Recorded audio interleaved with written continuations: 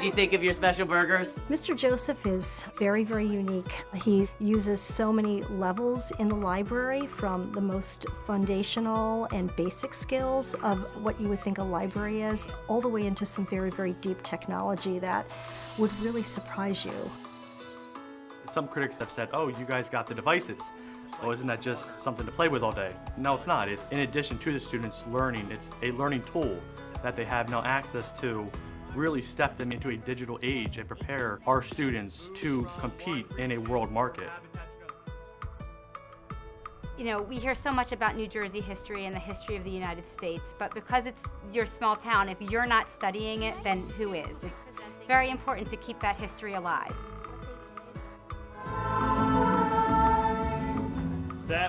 It doesn't matter if you are the star of the show, or you're in our ensemble, or if you work in costumes or lighting. Everyone is equally important because this is a cooperative group effort. Hi everyone, I'm Marie Bliston with another episode of Classroom Close-Up New Jersey. Thanks so much for joining us. They're known as digital natives and they're all around us. Hi boys and girls. They were born after the widespread adoption of digital platforms most people now use to communicate, to consume media content, and to learn.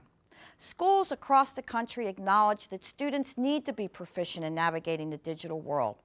The first step is providing access to technology tools. But it's not just a matter of handing out tablets and virtual reality viewers. It can be argued that digital natives are no more tech literate than the generation before them. On this episode of Classroom Close-Up, we'll focus on how educators are providing training and guidance for digital learning, ultimately expanding students' experiences with books and beyond. Imagine a place where books come to life, where students create their own digital books, where writing code is commonplace, where dress-up is part of the lesson plan, and where reading in a treehouse is the norm. That place does exist at the Walnut Ridge Primary School, and it's Benjamin Joseph's library. This is so much more than just a library. It's a media center filled with all kinds of digital learning, GoPro, iPads, apps, websites. Are there other things that you'd like to research? Mr. Joseph is very, very unique. Did you think of your special burgers? Yeah. What do you think I like extra of? He uses so many levels in the library, from the most foundational and basic skills of what you would think a library is. Perhaps you'll see a swishing tail, huge footprints, or a beak. All the way into some very, very deep technology that would really surprise you. We can make the music by coding and programming the robot. Isn't that cool? I call him our cybrary man. Raina, come on over. You can work with Chloe over here. The cybrarian is the teacher that is innovative with the new technology. It's finding what technology a 5-year-old can experience in their hand in order to find this digital world of research and learning more about things.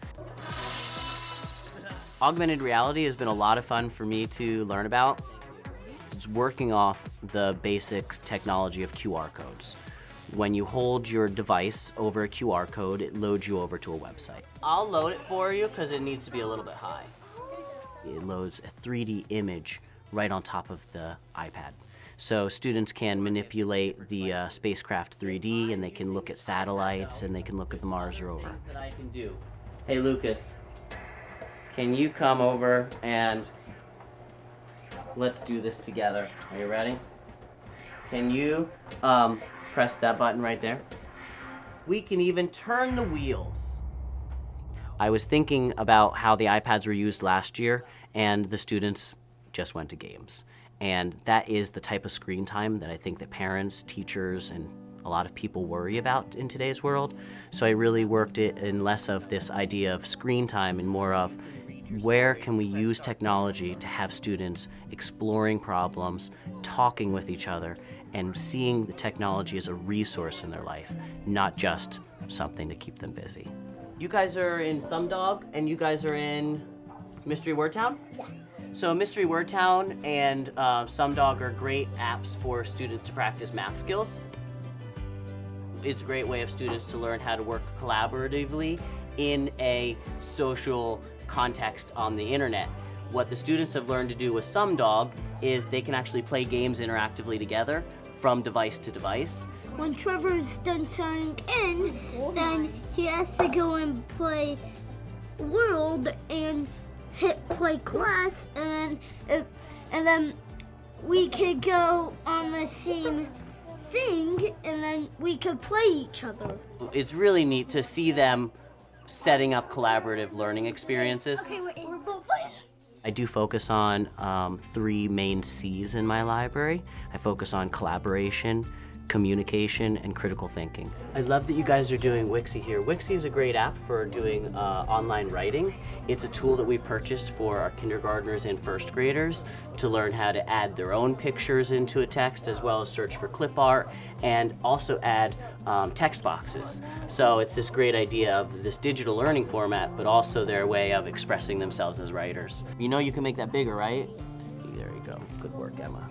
They become self-directed learners without even realizing it, and they begin to almost teach themselves skills and concepts that maybe they didn't know they had, but through Mr. Joseph's Media Center, through some general lessons and some lessons that are deeper, the students really are finding their way to what is it that they like, what is their spark. So friends, you've done a great job heading off to your stations today using your iPads. We had some people using Puppet EDU and turning our books into online digital formatting. Nice job. That's one of my favorites. What I really want the kids to be able to be is independent learners in this 21st century. And yes, they need to read to do so.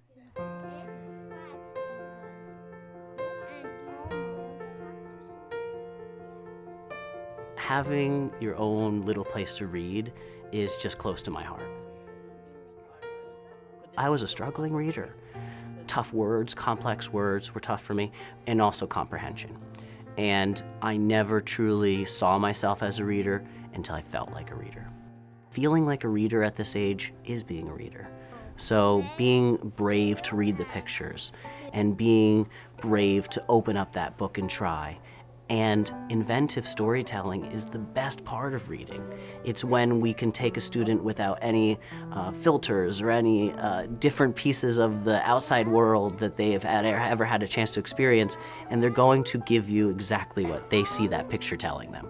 I think that's great reading. Did you find it already? My goal for these kids is to leave this space with a love of reading and a passion for learning. Good work today. One of the benefits of digital learning is the way it can really motivate students. For many children, it's a refreshing change. We'll see it in our next story when we look into how things are changing at North Main. Ready? 1, 2, 3, action. I got video. This is North Main Street Elementary School. There are big changes happening here, changes that revolve around technology. We had computers, but it was hit or miss. Sometimes they worked, sometimes they didn't work. Before the technology, they didn't have the capabilities of actually recording on their devices. But with this, they're learning how to videotape and also how to edit. And it just gives them more flexibility and more opportunity to demonstrate what they have learned. Before, I would have had to have the kids scan the image. There's a step of 15 things the kids have to do to save, to upload a document. Now, I put it all in a digital library, and the kids scan a code, and they have access to every image. So something that would have taken us months, now we're able to do in a half hour, 40 minutes. And the list goes on. So what exactly happened here? We'd like you to meet Renee Alford, the library specialist, and Teresa McGaney-Guy, the principal, to talk about what sparked these changes at North Main. Spark's a good word because it happened very quickly. It was delivered spring of 2014 in a FedEx box. What was delivered in that box was a grant application. It came in the mail and just was placed on the principal's shelf. You're so busy at the end of the year planning for next year, the opportunity to open it hadn't come yet. But then someone called and asked, "Will you be applying for the grant? The deadline's in 2 days." It so happens that the grant was an opportunity from Apple as part of Connect Ed, a White House initiative designed to enrich K-12 education for every student in America by upgrading connectivity, training teachers, and encouraging private sector innovation. In 2 days, the team and I put the grant together. The actual grant writing was a blur. We each just took a section of it and put it out there. It focused on our vision for our students and getting them to engage in the 21st century skills. For a couple of months, we stayed on pins and needles because the announcement wasn't made until October. You probably know what happened next. Pinch me, is this for real?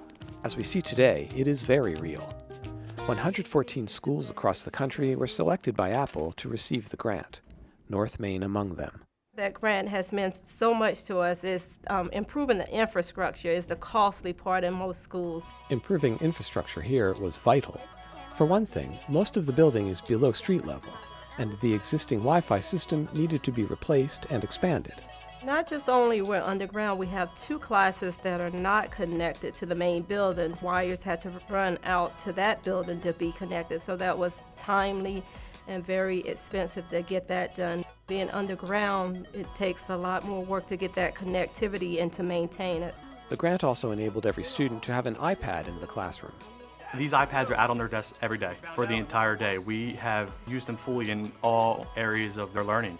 Something as simple as them writing in their daily journals, they're using that. For their science experiments, they're using them. For our daily 20-minute math lessons, they're using the devices. It's more of in addition to the learning instead of in place of. Some critics have said, oh, you guys got the devices. Well, isn't that just something to play with all day? No, it's not. It's in addition to the students learning. It's a learning tool that they have now access to really step them into the 21st century, into a digital age, and prepare our students to compete in a world market. They enjoy this, every day they wait for it. They're like, oh, we have to get into our groups, They go in there, get their iPads, and they know what to do. Roll up and read that first paragraph for us. Because of the wonderful things he does, that we're off to see the wizard, the wonderful Wizard of Oz. Over the last couple of months, we've been working on a production of The Wizard of Oz, and today we're reaching our culmination of the project. So the students are making trailers to advertise our upcoming play, which is happening next week. Things that you can do in the future. We're using the green screen effect. Usually when I ask them to practice or do something over, they're reluctant to do it. But when they know they're going to be videotaped, they practice, they study, they prepare themselves, and also they self-correct. If I ask you to bring up your notes from your math lesson, are you able to do that? Okay, wow. And that's your writing on there, isn't there? Very good. How about somebody else? Well, I've been actually working on how Martin Luther King Jr. and Gandhi are different and alike. They both have similar goals in life. So you have all that information on your iPad now? Yes. Outstanding. How about somebody else? We're doing a project on Ellis Island because we're going there next Thursday. And we picked different places. My group picked Ireland. How about you? I've been working on my science fair project with my science fair group. My experience is called Keeping Candy Cool with the Power of Evaporation. Excellent. And how about you? What I've been working on is a green screen effect, and we did a movie. We went to the Rise Up in March at South Main, and we worked on a movie. North Main Street School, 4th grade classes were invited to participate in the Rise Up March at South Main. One of the responsibilities that comes with this opportunity is making sure we keep moving forward with the technology we have.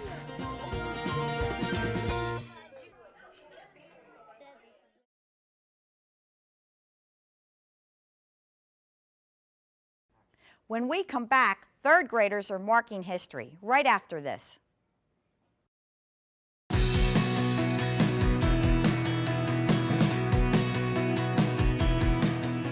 Anytime I can get a parent to help, I love it.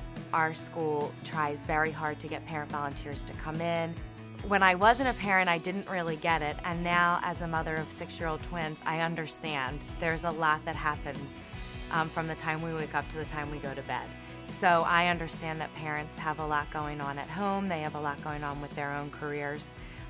So any support I can get, I just truly appreciate, and I know the kids do as well.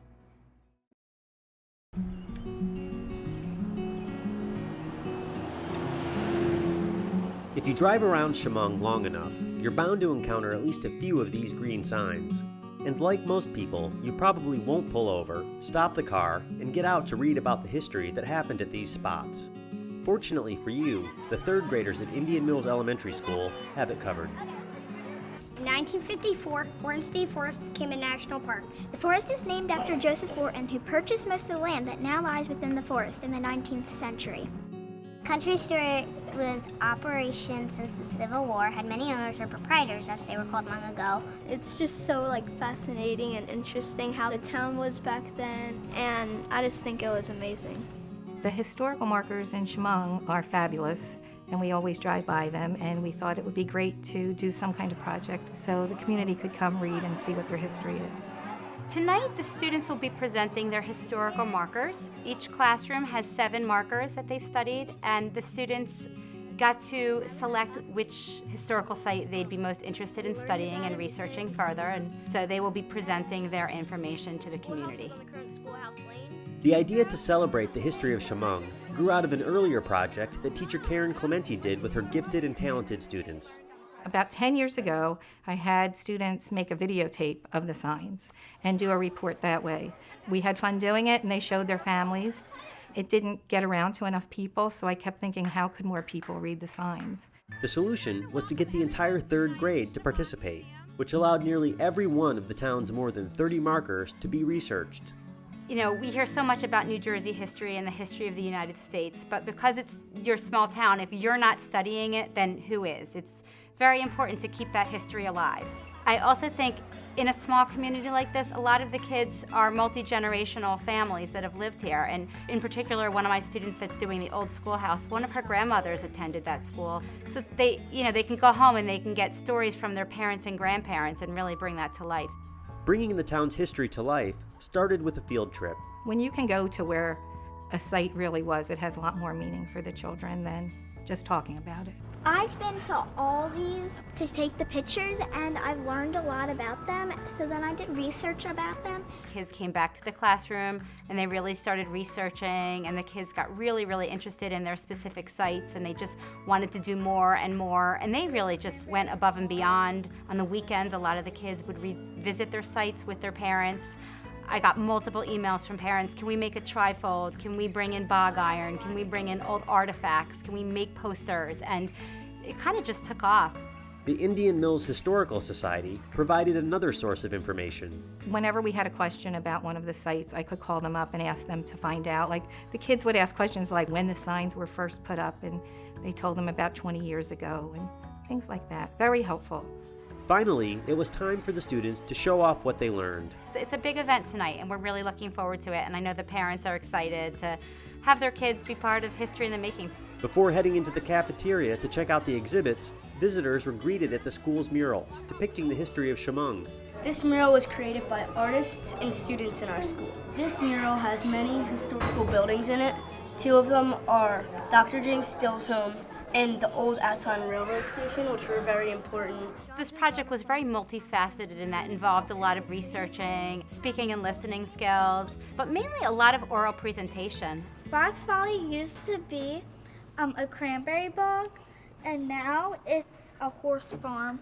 This is punishment blocks, and what they did is if a student failed a test, they would have to stand up, balance on the block for an hour, and they had to hold 2 weights in their hands, and if they dropped it, they would have to repeat it. Everybody was excited. You know, everybody bought in, and the kids really learned something, maybe just about their sign and the history of that sign, but now they really know a lot more about their town than they would have known probably in any other way. Over the years, Indian Mills students have helped bring attention to their town's history through multiple projects, several of which have focused on noteworthy historical figure Dr. James Still, an African-American doctor and herbalist who lived during the 1800s. Dr. James Still, he was very persistent because he was African-American and people did not like him as a doctor. He kept trying, and he eventually invented a cough bomb that made him really famous. Last year, Jonathan's essay on James Still resulted in the doctor being nominated for the New Jersey Hall of Fame. In another project, students from Indian Mills and other district schools helped raise funds to renovate the Still family burial site. The students raised money to get a marker for the still plot. Because there was no marker, you wouldn't even know there were people buried there. So every year it's evolved into some type of historical project dealing with Shamong.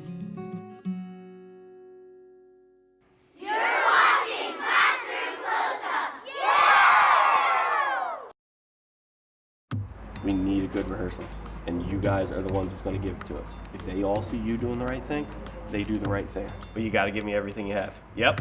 Yeah. Get in your places. Let's do it. This year's production is Disney's The Lion King Jr. All right, give me quiet. Focus in. There's challenges and there's benefits. There's benefits in that the audience is educated when they come in. They know the story. They know who the characters are. If you're doing this and your hands are just flopping around, it's not strong. This is strong. This is not.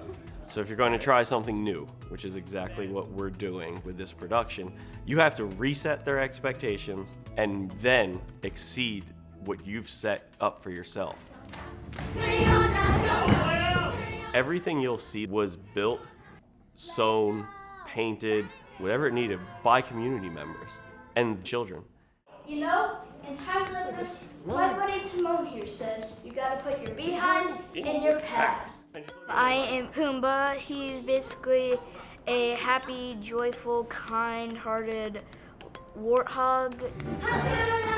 A tech rehearsal is basically where we have all the stage and all of like the props and everything. We basically stage the show. In the blackout when Mufasa dies, I need London and I need Jacob to exit. One of the great things about these productions is that it involves so many people from both within our school and outside, and it really brings the community together to accomplish this amazing production.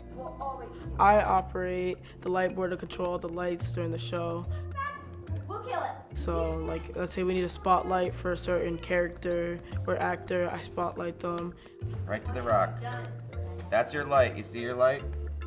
Ed Pierce is a parent here at the school. He's got 3 children. Ed is a Broadway designer.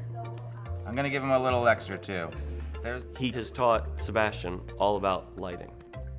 It's been a joy working with Sebastian and seeing him grow over the last couple of years. The first year he came to work with us on the show, he sat down at the light board as the assistant to a parent. And ever since then, he's just come to all the load-ins, learn how to install the lighting equipment, and now is even training other students on how to use the lighting.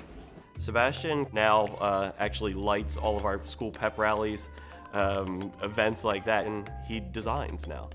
But how to make her see? I'm adult Simba. I fight Scar at the end. Get her! Let her act! I love to sing and act, so I feel happy when I do it.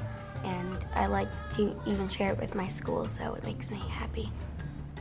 He was diagnosed with Tourette's syndrome 5 years ago. With that comes some anxiety and OCD, and you would not know that when he's on stage. He's a different person up there.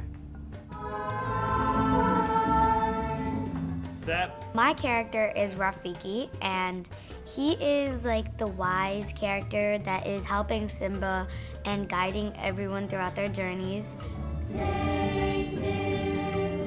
To have a great show in the end, you just have to think of every rehearsal as you're doing it in a show, so that you put your best foot forward and you're always working hard.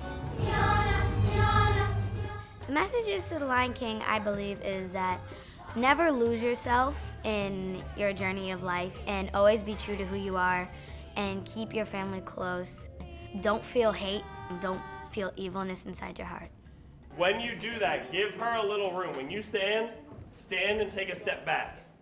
So we increase the start. There are 38 cast members, but we have just as many students working backstage, and double that amount have worked in our pre-builds and our load-in leading up to this production.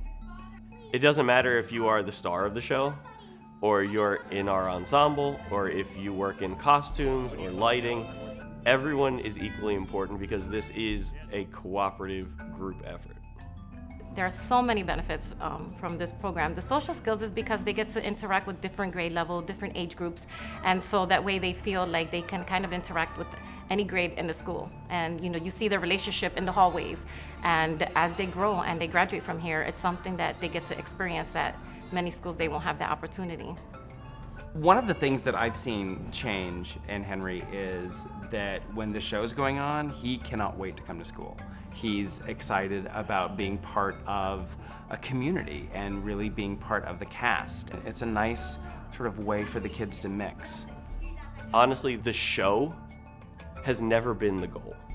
The people that were here with me till 2:30, 2 o'clock in the morning last night were volunteers who had worked all day and then came to make this school and give this opportunity to these kids.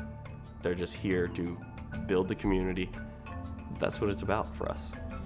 Step, cross, step down. Another great example of how children shine when they're given the chance and what it means for them to share their experiences with the community. By providing opportunities like this, children are motivated to practice communication and social skills. They are finding their way in the world, expanding their classrooms, and exploring real-world scenarios.